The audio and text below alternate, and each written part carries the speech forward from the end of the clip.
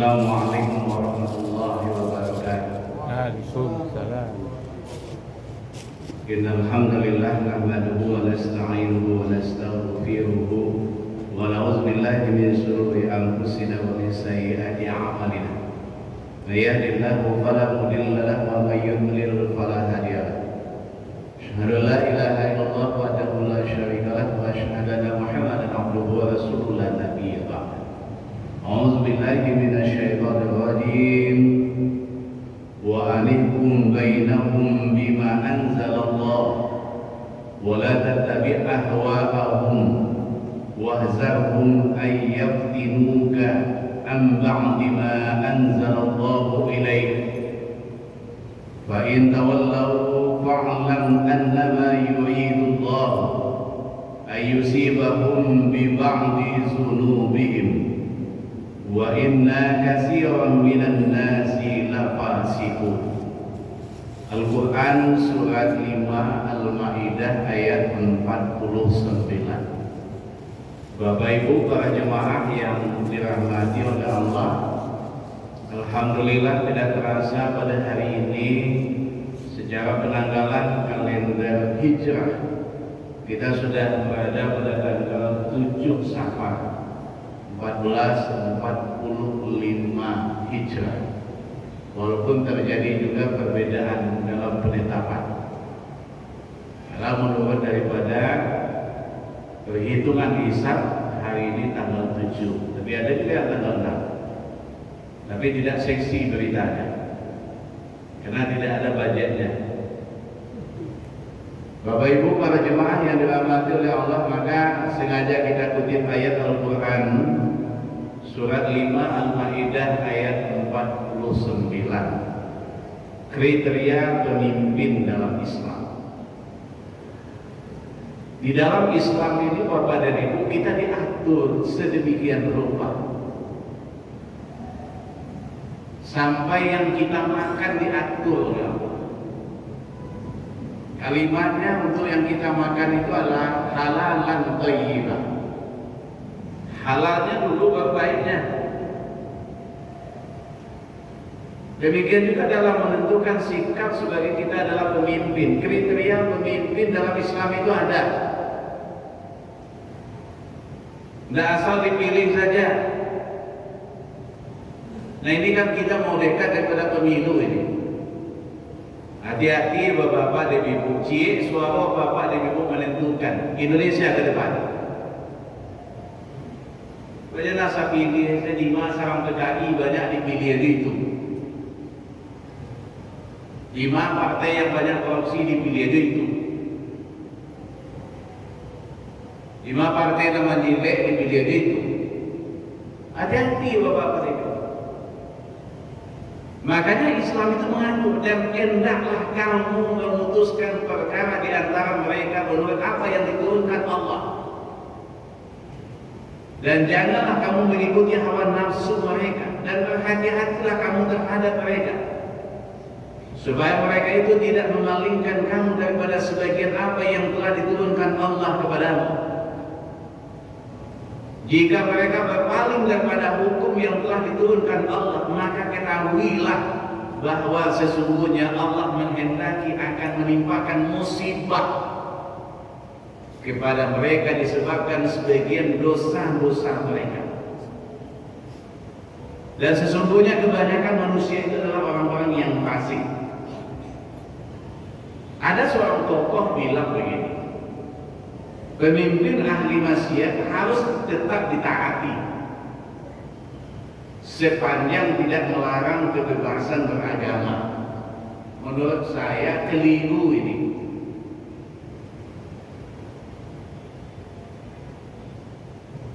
Karena pemimpin tidak perlu sahih ataupun tidak, yang penting kualitas dan kapasitas kepemimpinannya. Nah, kalau dalam kacamata Islam itu keliru menetapkan. Pertanyaannya, Bapak dan Ibu, benarkah seperti itu dalam pandangan Islam? Betulkah dalam pemimpin tidak harus sahih? Artinya adalah ia boleh berasal daripada kalangan orang fasik atau orang yang gemar bermaksiat. Misalnya suka nonton dia di film porno karena penting dan dia punya daripada kapasitas kepemimpinannya. Partainya hebat, pendukungnya banyak. Apakah kriteria pemimpin yang seperti ini juga kita pilih?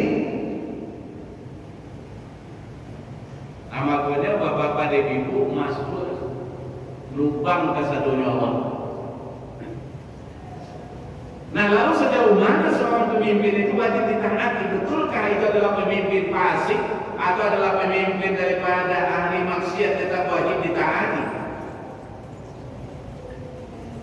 Kita ini seorang muslim, bapak dan ibu, para jemaah yang dirahmati, hidup di negeri yang mayoritas penduduknya beragama Islam. Maka semestinya kita itu dalam menjadikan Islam itu adalah yakni Al-Quran dan Sunnah itu sebagai satu-satunya standar dalam menetapkan calon pemimpin itu. Juga dalam menyikapi daripada perilaku dan kebijakan daripada pemimpin. Kalau pemimpin salah diikuti dong. Pemimpin yang tidak benar akan diikuti juga. Makanya kalau kita coba lihat dalam banyak kitab fikih, siasah misalnya, termasuk juga itu adalah kitab daripada Al-Ahkam Al-Sultaniyah, karya daripada Imam Al-Mawardi. Itu yang amat terkenal, itu telah banyak dibahas daripada sejumlah kriteria yang wajib pada diri seorang daripada pemimpin itu.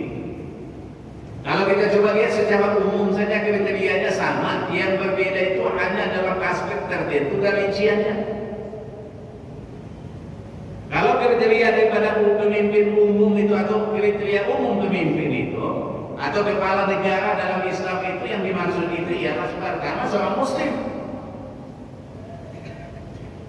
Kalau konco kelingkung dengan orang kafir tidak perlu kita umat Islam ini dia. Ini sikap kok.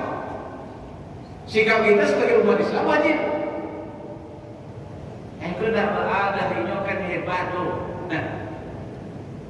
Nah baik nyono dipilih sase dulu dengan bapak Muslim dulu.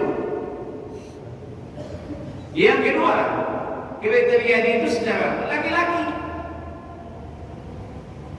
Yang ketiga adalah balik, yang keempat berakal, yang kelima merdeka bukan budak atau berada dalam kekuasaan pihak lain, bukan diatur oleh pihak lain, bukan dikendalikan oleh pihak lain.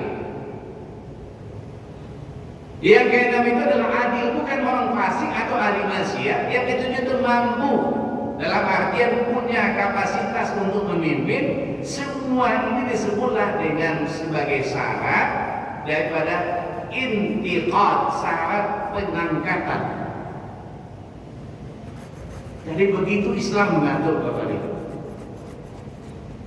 Kalau enggak Islamnya kan bodoh juga kita umat Islam ini. Nah, jadi sampai-sampai aja kita umat Islam mayoritas, kita umat Islam banyak segala macam, iyo. Tapi banyak jumlah. Tapi diatur oleh yang sedikit jumlah. Siapa yang atur negara kita sekarang? Yang sedikit jumlah. Jadi makanya tidak heran itu Bapak dan Ibu para jemaah yang dirahmati oleh Allah. Jangan mengeluh kita sekarang ini apa yang terjadi saat sekarang ini. Tidak percuma kita mengeluh. Begitu juga sekarang ini adalah berkuah-kuah Ustaz di atas mimbar seperti ini. Kemudian Ustaz Zulkifli Ismail tulis buka mamanya berdakwah. Percuma. Kenapa? Diputuskan itu di Senayan semuanya. Jadi menentukan sikap itu perlu. Makanya di antara kriteria calon pemimpin itu atau kepala negara itu harus orang yang adil. Artinya adalah ia bukan daripada orang fasik atau bukan ahli maksiat atau bukan orang zalim, sebab kata adil itu memang sering dilawankan dengan kata fasik atau zalim. Maka di antara ciri utama orang yang fasik atau orang yang zalim itu adalah enggan berhukum dengan hukum-hukum Allah Subhanahu wa taala. Dasarnya adalah firman Allah. Kenapa kalau nanti dipakai nanti hukum Allah bertentangan dengan hukum positif? Hukum positif yang banyak bertentangan dengan hukum Allah. Hukum Allah tidak pernah bertentangan dengan hukum manusia. Tapi manusialah yang banyak bertentangan dengan ketentuan Allah. Makanya sekarang ini bencana berbagai macam beragam bencana muncul sekarang ini.